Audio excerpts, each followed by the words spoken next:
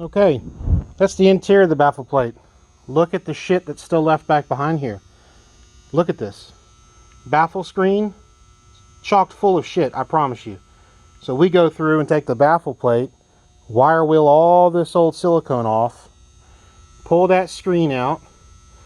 After we get the silicone off, we take both the screen and the plate and we stick it in our sonic cleaner and get them clean. We're going to go back through and clean this. All the interior. You can see I did a pretty good job here. There's some staining. I mean, it's to be expected. There's some areas I just can't sometimes get right there, like these corners and radiuses, but for the large percentage of what's here, it's pretty clean. I give this about a 90%, 95% clean. It's acceptable. I'll probably go back through and clean a little bit more because this was just the preliminary that I did. But look at the shit that's inside here. A lot of guys that own RB26s, I'm willing to bet none of you guys ever thought that this shit back here existed. If you did, good. Pay attention and get this stuff cleaned. If you didn't, get on the ball. This is the stuff you have to clean out to make sure your engine's running at top performance, because look at all the trash back behind here. Never mind the silicone, which shouldn't be there. Look at all the trash that's in there. Due diligence. It pays off in the long run.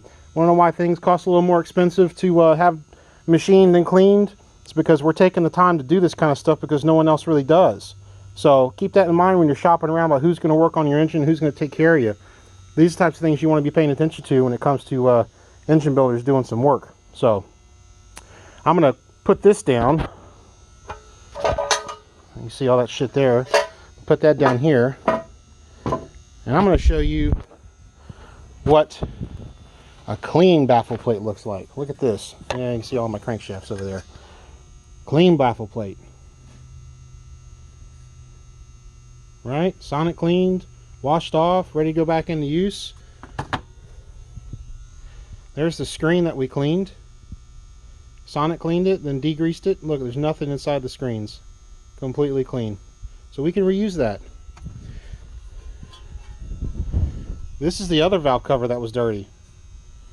Look at the difference when you pull the baffle plate out and I can clean it. Some stains I just can't get to. I'll work on a little bit more, but huge improvement from what was there. Remember guys, always, always, always check everything that you can. It's very vital in getting sure that and making sure that all this stuff is done. We also did this green on this GTR. As you can see, this will be very, very nice to complement the rest of the assembly of what we're doing. So stay tuned for that. But it's just a public service announcement. Go in here and start cleaning stuff. Don't be afraid to get dirty. Don't be afraid to take some things apart. Ask the people who do this for a living. Ask them some questions to see what you can get away with as far as taking things apart and cleaning. They'll be more than happy to help you. If you can't do it, send it in to them and they'll do it for you.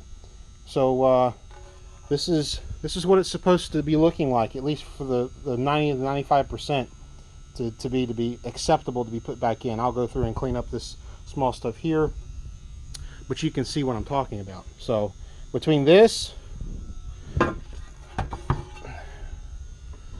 and this, be smart, folks.